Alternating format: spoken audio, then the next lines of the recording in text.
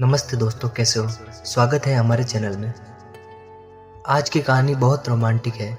यकीन मानिए, इसे सुनकर आपको बहुत मज़ा आएगा। रात के 12 बजे मालकिन की बड़ी बेटी बोली, दीपक, उस दिन तुम मम्मी के साथ बाहर गए थे और एक होटल में भी रुके थे। उस दिन तूफान भी आया था और बिजली भी बहुत ज़ोर से कड़क रही थी। मम्मी तूफान और बिजली की आवाज़ से बहुत डर जाती है और वे अकेले नहीं सो सकती है। मुझे सच बताना कि तुम उस दिन मम्मी के साथ उसके बिस्तर पर सोए थे या नहीं। मैं अपनी मालकिन को माफ़ नहीं करूँगा। अपनी बेटी की बातें सुनकर वे चौंक गए और बोले, संजना मैडम, आपकी मम्मी बहुत जिद करने लगी, इसलिए मैं उनके कमरे में सोफे पे सो गया था। संजना बोली, आप अभी भी झूठ बोल रहे हैं। मम्मी जब बिजली गिरती है तो किसी से चिपक कर ही सोती है और मम्मी वो तुम्हारे साथ सोई होगी। सच बताओ मुझे। मैंने कहा, हाँ सोई थी। तब संजना ने पूछा, उस रात और क्या हुआ था? मैंने कहा, कुछ नहीं। तब संजना बोली, मेरी मम्मी ने उस रात तुम्हारे साथ प्यार किया होगा, मुझे सब पता है। इतना कहकर वो मेरी तरफ बड़ी अजीब नज़र से देखने लगी और फिर बोली, तुम्हें आज भी मुझसे प्यार करना होगा, वरना मैं पापा को बता दूंगी।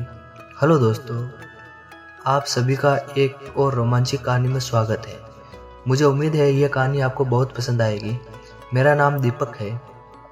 मैं 5 साल से एक सरकारी अधिकारी के घर ड्राइवर की नौकरी कर रहा हूँ। सर का नाम सुमित सर है। वो दूसरे ज़िले में नौकरी करते हैं और वही रहते भी हैं और सिर्फ शनिवार को आते हैं और सोमवार को वापस चले जाते हैं। घर पर उनकी बीवी और उनकी 2 बेटियां हैं। मैम साहब का नाम सुनीता है और उनकी बेटियों का नाम संजना और रेशमा है। जब मैंने उनके यहाँ ज्वाइन किया ही था तो कुछ दिनों के बाद एक दिन बाजार जाते समय सुनीता मैडम मुझसे मेरे परिवार के बारे में पूछने लगी। मैंने उन्हें सब कुछ बता दिया। मैंने उन्हें बताया कि मैं गांव से हूँ और मेरे माता पिता गांव में रहते हैं। मैं शहर के बाहर हाईवे पर किराए के कमरे में अकेला रहता हूँ। मेरी अभी शादी नहीं हुई है। सुनीता मैडम बीच में कुछ अजीब सवाल पूछती थी। वो मुझसे पूछती रहती थी और मैं शर्म के मारे चुप रहता था। एक दिन मैडम को किसी काम से शहर जाना था और 2 दिन बाद मुझे वापस आना था। मैडम ने मुझे बुलाया और कहा, दीपक, तुम गाड़ी को तैयार कर लो और मेरे साथ चलो। मुझे 2 दिन के लिए बाहर जाना है। मैंने कहा, ठीक है। मैं बाहर गया, गाड़ी साफ की और उसका इंतज़ार करने लगा।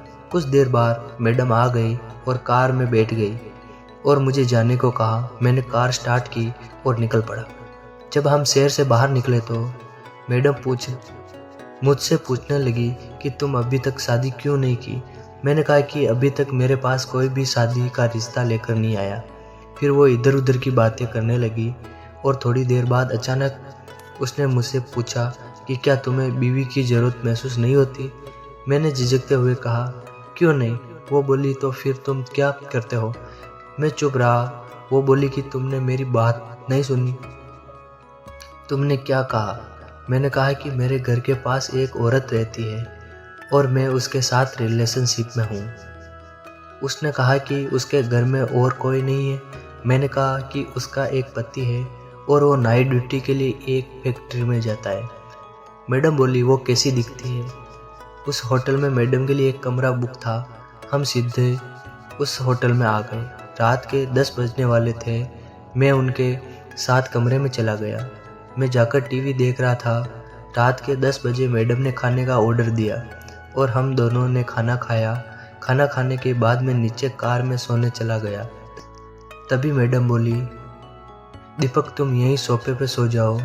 मैं तुम्हें अकेला छोड़ दूंगी तो मुझे डर लग रहा है। मैंने कहा, मैं तुम्हारे कमरे में कैसे सो सकता हूँ? उन्होंने कहा, मैं तुम्हें बता रही हूँ। मैं वहीं रुक गया।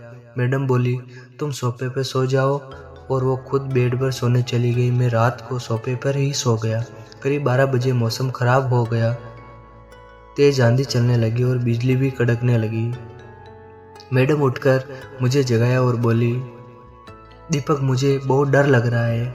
मैंने कहा, मैं यहीं हूँ, मुझे आराम से सो सकते हो। उन्हें कहा, कहीं नहीं तो मेरे साथ चलो और बेड के एक तरफ सो जाओ, मुझे बिजली गिरने से बहुत डर लगता है। मैंने चादर ओढ़ ली और बिस्तर के एक तरफ चला गया और मेम साहब बिस्तर की दूसरी तरफ सोने की कोशिश करने लगी। कुछ देर बाद जोर से बिजली कड़की। तुरंत मेम साहब ने मुझे पीछे से पकड़ लिया। मैं डर गया और मेरी भावनाएं बाहर आ गई। वो मेरे प्यार से बहुत खुश थी। हम 2 दिन बाद वापस लौटे। मेम साहब की बड़ी बेटी का नाम संजना था और वो करीब 18 साल की थी। अब मेरी नज़र उस पर थी। वो अपनी माँ से भी ज़्यादा खूबसूरत थी। मैं भी उसे प्यार करना चाहता था। मैं मौके की तलाश में था। एक दिन मेम साहब के पास जाना था। वो संजना की छोटी बहन रेशमा के साथ साहब के पास गई। जाते समय उन्होंने मुझसे कहा कि घर का ख्याल रखना और मेरे लौटने तक रात को यहीं सोना। मैंने कहा ठीक है सर। रात के खाने के बाद जब मैंने सोने के लिए बाहर जा रहा था तो संजना बोली,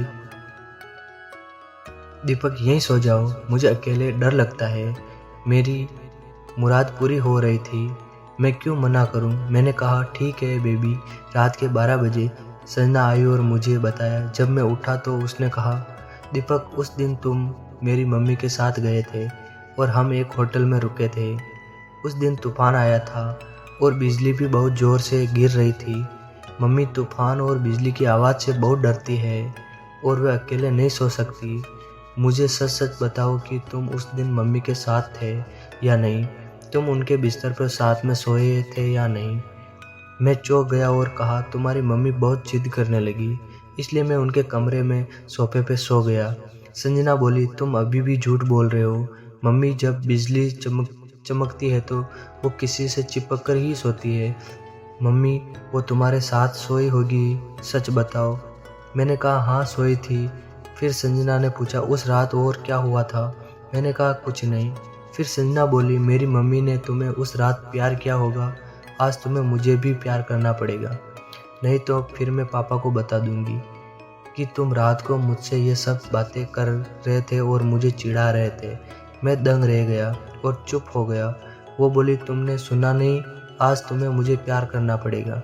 मैंने कहा, तुम्हारी मम्मी शादीशुदा है और उन्हें इनकी आदत है। तुम अभी बच्ची हो और कुंवारी हो। पर उसने मेरी एक भी बात नहीं सुनी। मैं भी यही चाहता था और सिर्फ नाटक कर रहा था। उसके बाद हम दोनों लेट गए और आराम करने लगे। कुछ देर बाद वो बोली, दीपक आज मैं बहुत खुश हूँ क्योंकि मुझे एक अच्छे इंसान से प्यार करने का मौका मिला। ये मैं अपनी पूरी ज़िंदगी में कभी नहीं भूलूंगी। मैडम साहब 3 दिन बाद वापस आए। मैडम साहब के वापस जाने तक मैं उनसे बात करता रहा। हमने खूब प्यार किया। कुछ दिन बाद मैडम साहब के साथ 4 दिन के लिए टूर पर चली गई, पर घर पर सिर्फ संजना और रेशमा ही रह गई थी। मैंने संजना से पूछा, रेशमा को कब तैयार करोगे। थोड़ी देर सोचने के बाद संजना बोली, तुम रात को मुझसे प्यार कर सकते हो और मैं ज़ोर से आवाज़ लगाऊंगी, तब रेशमा मेरे पास आ जाएगी और सब ख्याल रखना, बाकी मैं संभाल लूँगी। रात को जब संजना फ़ोन करने लगी तो रेशमा दौड़ी हुई वहाँ आई और बोली, क्या बात है दीदी। लेकिन जब उसने पूरा नज़ारा देखा, जब उसने मुझे देखा तो मुझे धक्का देकर दूर करने की कोशिश की और बोली, दीपक तुम क्या कर रहे हो, मेरी बहन को छोड़ दो। मैंने कहा, तुम्हारी बहन ने मुझे ऐसा करने को कहा है, तुम उससे पूछ लेना। अगर वो ऐसा कहती है तो मैं दूर हट जाऊंगा। उसने संजना से कहा।